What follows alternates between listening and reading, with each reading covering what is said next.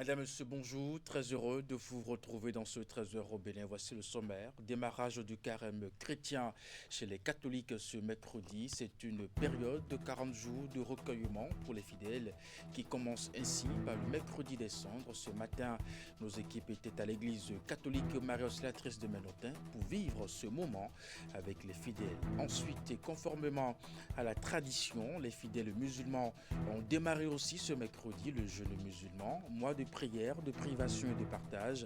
Une prière de lancement a été dite dans la soirée de ce mardi sur les lieux de culte religieux. Nous avions fait le tour de quelques mosquées pour vous faire vivre ces moments de prière. Et puis en plateau, je suis avec justement El Hadj Abdul Wahab Alao. Nous allons essayer de voir avec lui les actes bénéfiques pour celui qui jeûne. Et puis enfin, à Djougou, entre le préfet de la Donga et les femmes du marché de Somba Yobu, ce n'est pas la bonne entente en ce moment et pour cause, l'autorité préfectorale a sommé les femmes de ce marché situé dans les encablures du trésor public de Djougou de plier bagages. Cette annonce a bouleversé les commerçants. Voilà pour vous le sommaire de cette édition. À nouveau, bonjour et bienvenue si vous nous rejoignez mercredi des cendres chez les chrétiens catholiques. Ce 18 février 2026 démarre officiellement le temps du carême pour les chrétiens catholiques, une période de 40 jours de recueillement pour les fidèles. À la paroisse Marie-Auxiliatrice de Ménotin, une équipe de notre rédaction est allée constater ce jour symbolique dans le calendrier liturgique ce mercredi des cendres. Ce matin, à la paroisse Marie-Auxiliatrice de Ménotin, le mercredi des cendres ouvre officiellement le temps du carême. 40 jours de recueillement, de jeûne et de conversion. Sur chaque front, une croix tracée à la cendre. Nous avons l'obligation de prier et de beaucoup prier pour que ce jour-là, comme on dit la cendre, nous sommes poussière et nous retournerons à la poussière. Nous sommes poussière et nous retournerons poussière. C'est le sens de la croix qui est marqué avec la cendre. Avec la foi, on se rend vraiment compte que l'homme n'est rien. C'est ce qui justifie ma présence ce jour. Faire le carême, c'est accepter de faire chemin avec le Christ pour pouvoir bénéficier de cette grâce. Pour l'Église catholique, ce rite marque le point de départ d'un itinéraire spirituel exigeant. Prière, jeûne et partage avec les plus démunis. Le carême se veut un chemin de transformation intérieure. Voilà, le temps du carême, c'est un temps de retour à soi, de retour à Dieu, dans la grâce de Dieu et de correction des fautes, des péchés, des penchants mauvais. C'est pourquoi les textes qu'on utilise pendant ces 40 jours insistent sur cela, que nous changions nos comportements. Et ainsi, nous devons faire attention à ce que nous faisons pour nous-mêmes et ce que nous faisons pour les autres, même au niveau de la nature.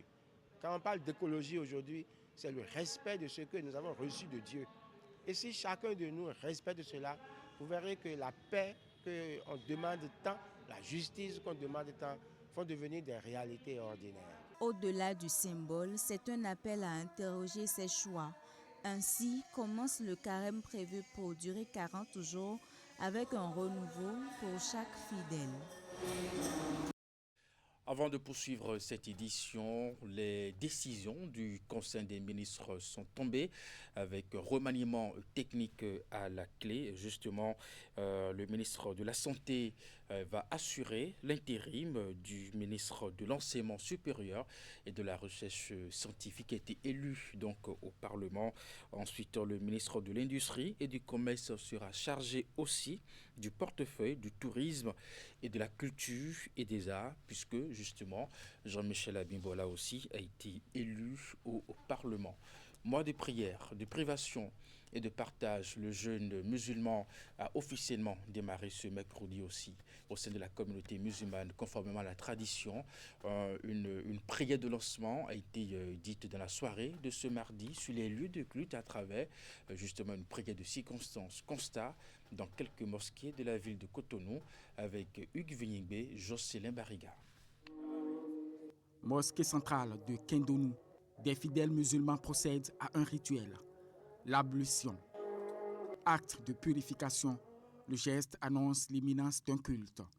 À 20h27 pile, la prière est lancée par l'imam. Le culte de ce soir est double. Une célébration traditionnelle et une prière spéciale inaugurant le Ramadan, la prière de Tarawi. Dieu a envoyé Ange Gabriel de venir nous informer que le Ramadan, on a prescrit le Ramadan pour tous les musulmans du monde entier.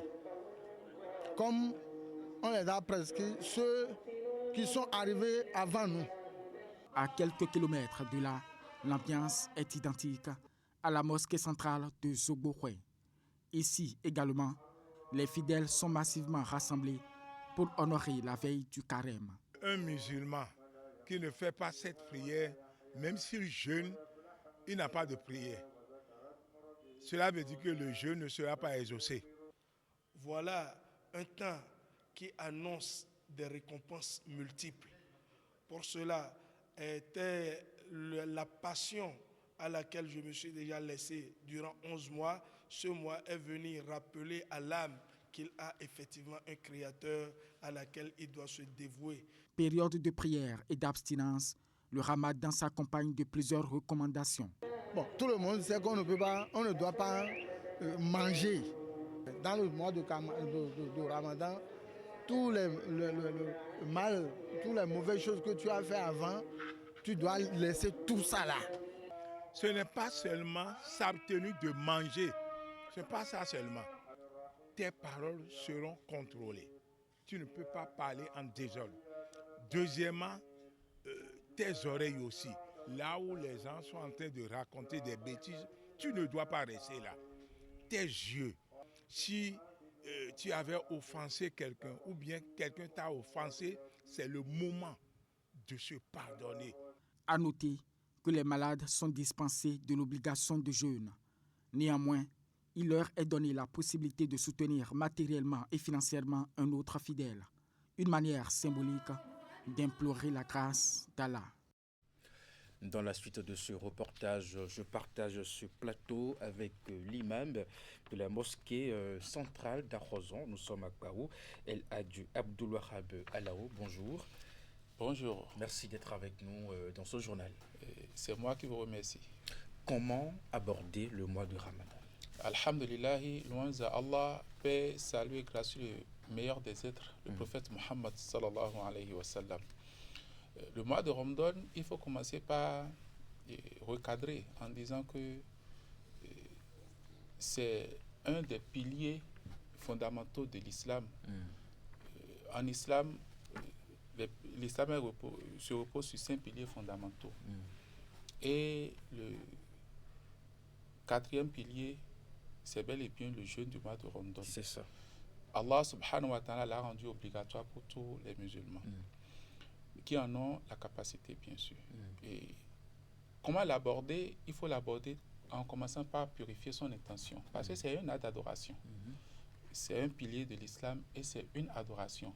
L'adoration ne peut être acceptée que lorsque l'intention est purifiée. Et puis, savoir que je jeûne pas pour X, pour Y, ce n'est que pour Dieu qui m'a créé. C'est lui qui m'en a donné l'ordre. Et c'est à lui que je voue tous mes cultes. Et deuxièmement, se repentir des péchés antérieurs. Si on ne se repent pas pour le mois de Ramadan, le mois de Ramadan n'est pas l'égal des autres mois. C'est le roi des mois. C'est ça. C'est le mois qui comporte en son sein une seule nuit qui est meilleure que 1000 autres mois d'adoration. Donc, pour ce mois, il faut se repentir, délaisser les péchés. La fornication, l'adultère, la consommation de l'alcool, le mensonge, la médisance, etc. Il faut se débarrasser de tout cela. Et ensuite, maintenant, faire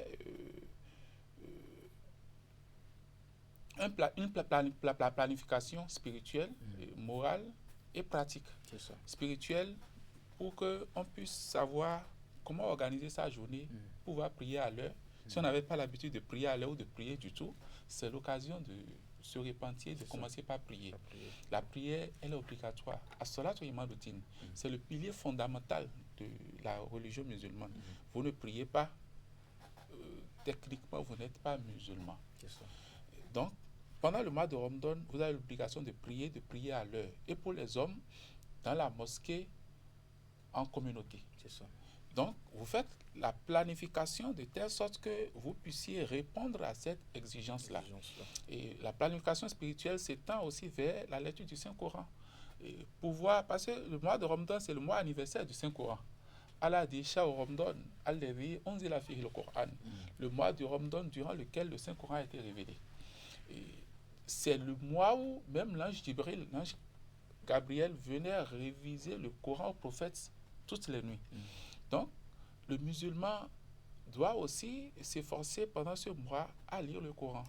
Et pas seulement une lecture canonique, mais suivie d'une méditation, comprendre le sens des versets et ressasser les histoires qui sont contées et se mettre dans certaines peaux pour se dire si telle personne avec tout ce qu'elle a incarné a fini tant, alors j'ai le devoir de me reformer. Parce que le mois de Ramadan, ce n'est pas une routine traditionnelle, non, c'est une école. C'est une école qui devrait pousser l'être humain à se reformer, à se corriger et à aller vers la perfection dans la moralité. Alors, on a compris que la prière est très importante. Est-ce que nous avons d'autres exigences dans cette période-là? Oui. D'abord, pour le jeûne, c'est obligatoire aux musulmans. Si vous n'êtes pas musulman, vous ne jeûnez pas. Si vous jeûnez, vous vous abstenez pour rien. Et vous vous affamez plutôt, vous vous assoiffez pour rien. Il faut être musulman. Ensuite, tel que je l'ai dit tantôt, il faut faire cela de la bonne intention. C'est vrai qu'il faut être pubère. Les enfants peuvent jeûner en exercice, mais il faut être pubère avant que cela ne soit obligatoire. Il faut être saint d'esprit. Lorsque la personne a la maladie de la démence, par exemple, la personne en est abstenue. Et ensuite, il faut faire en sorte que de l'apparition de l'aube jusqu'au coucher du soleil, vous vous abstenez de tout ce qui pourrait rompre le jeûne ou toucher à la qualité optimale que devrait être le jeûne du mois de Ramadan. Ce n'est pas seulement l'abstention de la nourriture, du poisson, non. Ça va bien au-delà, les rapports charnels entre époux, le mauvais regard, les regards illicites, le fait de regarder la nudité d'autres personnes dans la rue, le fait de dire des paroles futiles, le mensonge, la médisance, la calomnie, ou se mettre en colère, etc. Le prophète est allé loin jusqu'à dire, même si on vous met en colère, il faut dire à la personne, moi je suis en jeûne.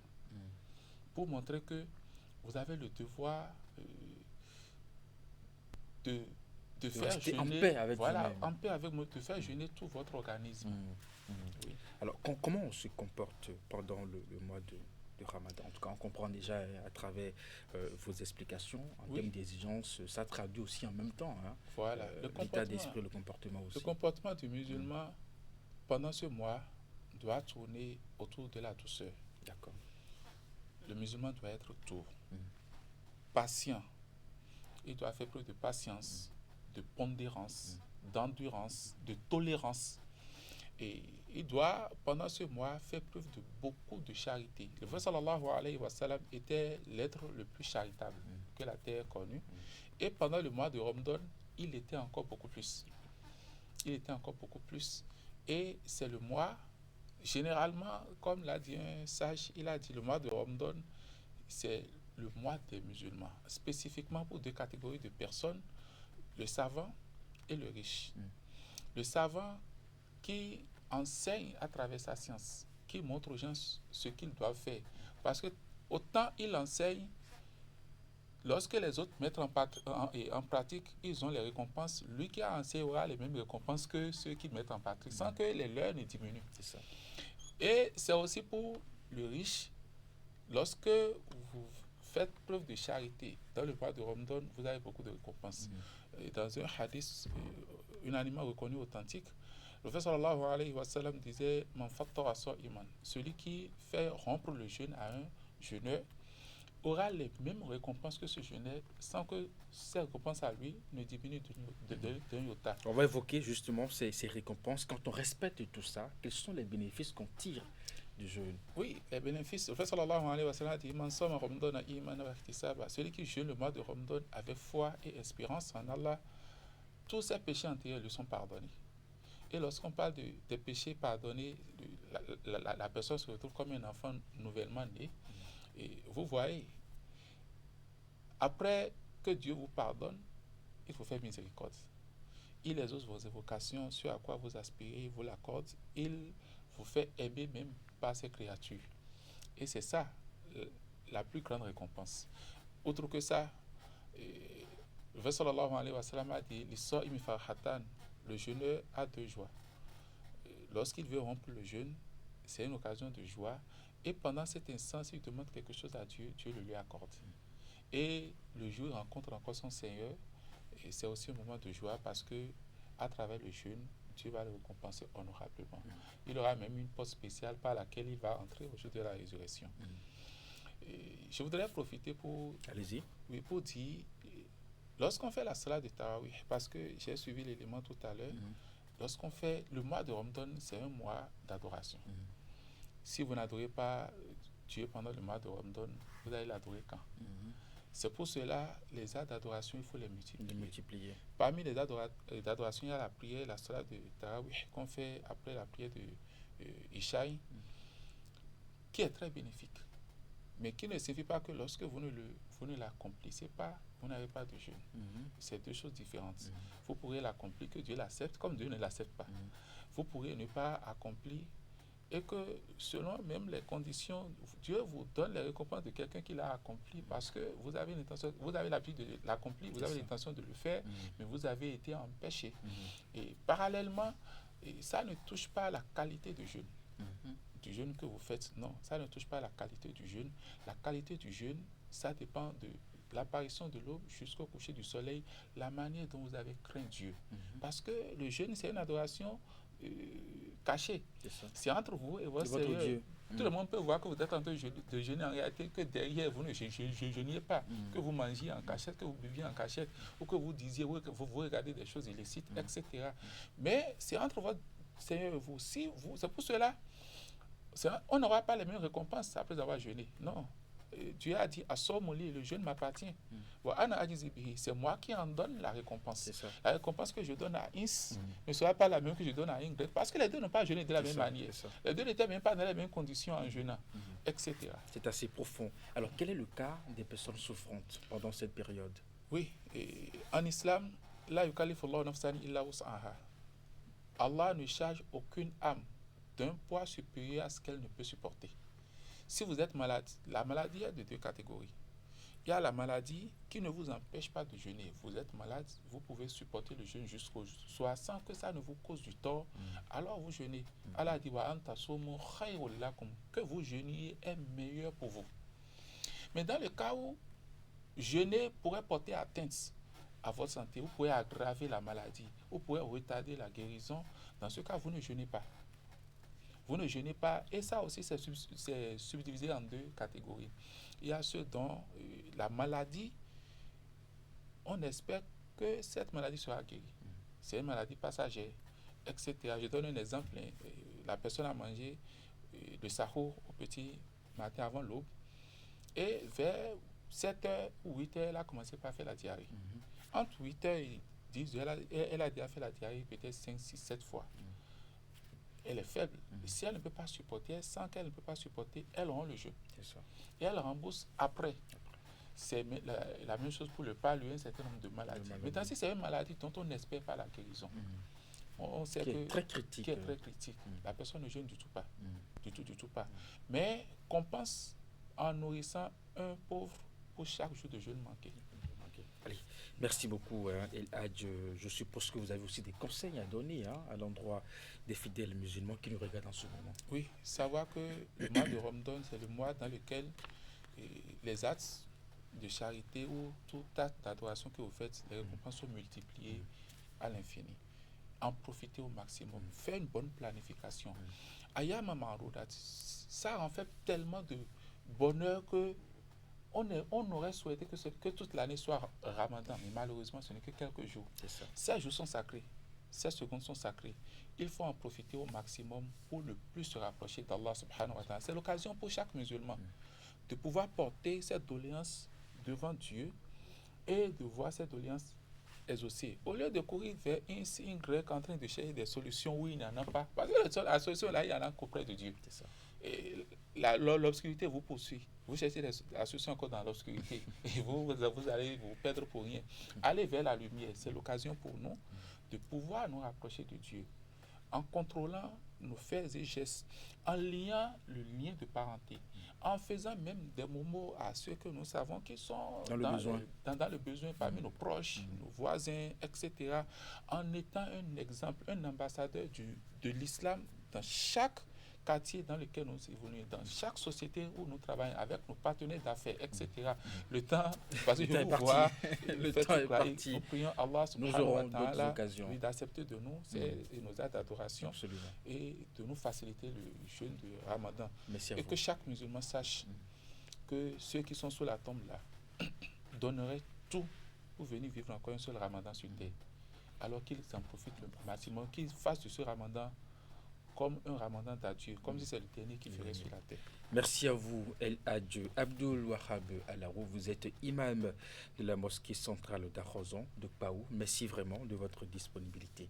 Cette édition se poursuit. L'Union islamique du Bénin organise depuis l'année écoulée la foi islamique de Ramadan. C'est un creuset de brassage d'informations et de visibilité qui vise à justement faire connaître ce qu'est l'islam. Lancé mardi dernier à la veille du démarrage du mois de Ramadan, cette fois se déroule sur le terrain de Mindobor à Akpakpa et prend fin samedi prochain. En quoi cette activité aide-t-elle les fidèles musulmans durant le mois de Ramadan et quel est son impact économique?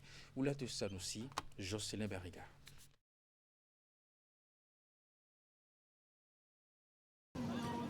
Sur le terrain de Midombo à Akpakpa, la foire islamique de Ramadan s'anime déjà en cette veille du jeûne musulman. Ici, on vend toutes sortes de produits. L'activité est initiée pour la deuxième fois par l'Union islamique du Bénin. Quand on parle en ville, produits halal, produits haram, produits, les gens savent pas ce que c'est. S'ils viennent ici, ils verront qu'on ne voit que des produits licites qu'on appelle produits halal. Peu importe la religion de celui qui expose. La foi islamique de Ramadan, appelée Firam, aide les musulmans à mieux préparer le mois de Ramadan sur plusieurs plans. D'abord, sur le plan de leurs besoins matériels, vestimentaires, tout ce dont ils ont besoin, la foi leur permet de l'avoir. Et sur le plan spirituel, la foi islamique de Ramadan permet également de se préparer et de préparer le mois de Ramadan sur le plan culturel. Cette foire est également un espace d'échange, de partage qui est ouverte aussi bien aux musulmans qu'aux non-musulmans. Ici, quand on vient, on trouve tout ce qu'il faut. Des objets de décoration, des habits, des savons, tout ce qu'il faut pour embellir la maison et s'embellir soi-même. Et en plus, on vient suivre les prêches islamiques pour nourrir l'âme et mieux apprêter Ramadan. Je suis venue à la foire islamique pour pouvoir bien préparer mon Ramadan. Le Ramadan est déjà là. Moi, avec ma femme, on est venu d'ailleurs pour venir visiter, trouver quelque chose pour pouvoir acheter. C'est notre chose. Nous avons fait un tour pour rendre visite à nos sœurs et regarder toutes les merveilles qu'elles nous proposent au fait. Les prix sont vraiment abordables, très abordables. La FIRAM constitue aussi une occasion pour les opérateurs économiques venus exposer de faire des chiffres d'affaires et de nouer des contacts. L'impact économique, c'est énorme. C'est énorme. Ce n'est même pas à quantifier. C'est une grande opportunité pour les opérateurs économiques. Les organisateurs invitent la population à venir massivement visiter cette foire islamique de Ramadan qui se déroule depuis lundi sur le terrain de Midombo à Akpakpa. Elle prend fin le samedi 21 février prochain. Et pour mieux vivre ce moment de pénitence, les fidèles se préparent sur tous les plans. C'est le cas justement dans les marchés, notamment à Dantokpa, où certains sont allés s'approvisionner en produits de première nécessité, les fruits et autres. Sur place, certains des produits ont connu une hausse considérable et d'autres légèrement. Eh bien, c'est du moins le constat fait par nos équipes. Voici les images. À la veille du démarrage simultané du Ramadan et du carême chrétien, l'ambiance ici dans le marché d'Antokpa est marquée par une effervescence exceptionnelle. Mohamed, fidèle musulman, échange ici avec sa vendeuse habituelle de la pomme de terre. Cette discussion, qui aura duré quelques minutes, a été difficilement concluante, cette fois-ci entre lui et sa vendeuse, compte tenu de l'augmentation considérable de ce produit de première nécessité en ce début de carême. On a venu pour payer pommes de terre parce que nous sommes dans le début du mois de sacré, mois de Ramadan, le mois de béni. Voilà, on a venu pour payer pommes pour les préparations. Comme lui, bien d'autres acheteurs venus s'approvisionner se plaignent du coût élevé de certains produits rendant les préparatifs difficiles. Je suis venu acheter un peu de choses pour le jeûne. J'ai vu que les prix ont juste augmenté un peu. Moi, je veux faire les ravitaillements pour le carême. L'augmentation des prix en ce début des deux carèmes s'observe plus au niveau des fruits. Pour les denrées alimentaires comme le riz, le spaghetti, le lait, la tomate et autres, la hausse n'est pas remarquable, ont confié les vendeuses rencontrées. Ça a augmenté de prix depuis 2 semaines. Bon, avant, on le vendait à 13 000, 14 000 le sac de pommes. Mais actuellement, c'est à 16 000, 18 000. Actuellement, le bidon du lait est à 26 500. L'importé et le local est entre 25 000 et 24 500.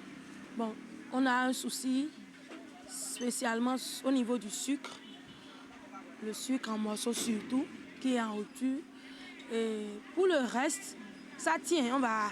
On équilibre et on s'en sort. Il n'y a pas assez de fruits. Cette année, c'est comme l'année dernière. Et dans le marché, on ne trouve pas assez de clients qui en achètent aussi. Les vendeuses rencontrées dans cet espace marchand espèrent couler leurs marchandises avant la fin de cette pratique spirituelle de privation alimentaire visant l'introspection, la purification, le rapprochement avec Dieu et la solidarité. Dans la suite de cette édition, le préfet de la Donga a sommé les femmes du marché de Somba Yobu d'abandonner ce lieu d'échange commerciaux situé dans les encablures du trésor public de Djougou. Ce marché de fortune va bientôt paître ses hangars branlants. Mais avant la phase répressive, l'autorité préfectorale a eu au cours d'une de ses sorties sensibilisé les occupants de cet espace public. Voici les images.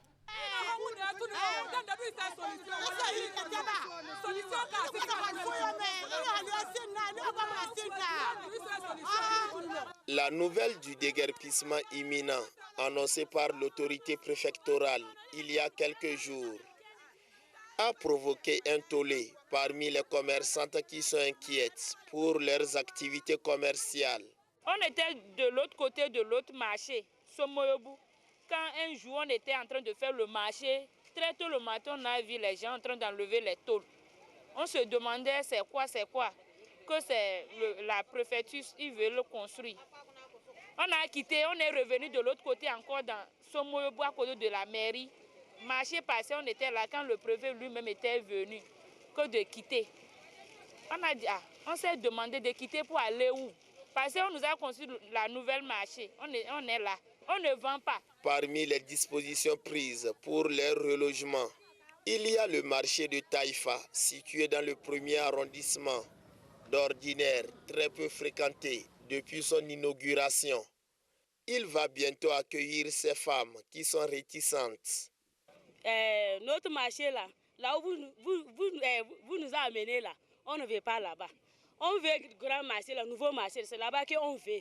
Taïfa, là, ça ne peut pas nous prendre. Nous sommes nombreuses, on ne peut pas aller là-bas. On veut aller à un nouveau marché, l'étage là. Oui, diminuez-nous les prix. Là-bas, là, même en bas, là, on peut laisser là-bas, côté scellé. Face à cette situation qui, selon elles, va plomber leurs activités commerciales, elles implorent l'indulgence de l'État central.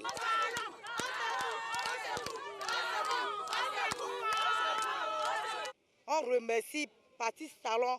Tout ce qu'il fait là, on a envie de lui remercier. Hein. Et on est devant de lui. On ne sait pas le problème là est sorti de quel côté revenir à Djougou. Mais on n'a qu'à nous sauver pour nous trouver les places qu'on va rester ensemble. Avant la phase répressive, ces usagers poursuivent leurs activités commerciales, la peur au ventre.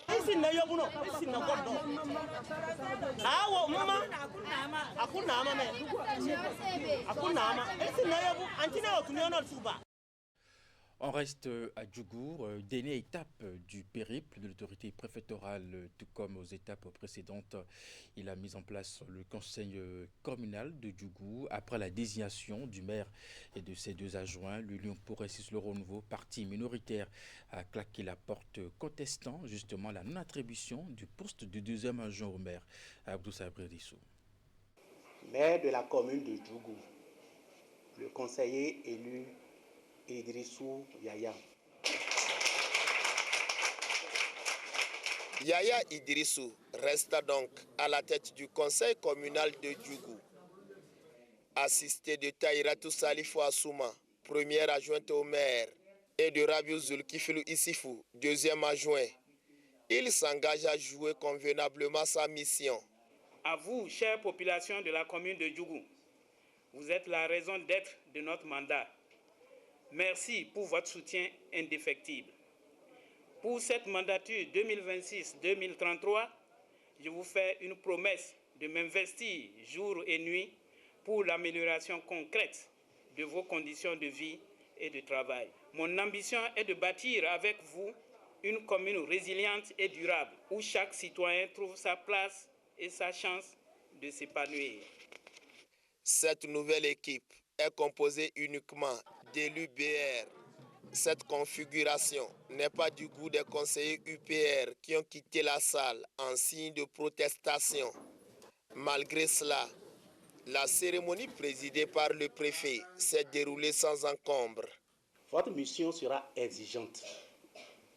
Elle vous conduira à agir pour le renforcement des infrastructures routières, scolaires et sanitaires, à l'amélioration de l'accès à l'éducation et à la formation professionnelle, à la promotion de la santé communautaire et du bien-être social, à l'accès équitable à l'eau potable et l'électricité et à l'assainissement, le développement de l'économie locale, de l'agriculture, de l'artisanat. C'est ainsi qu'une nouvelle ère s'ouvre pour le conseil communal de Djougou, composé de 33 membres.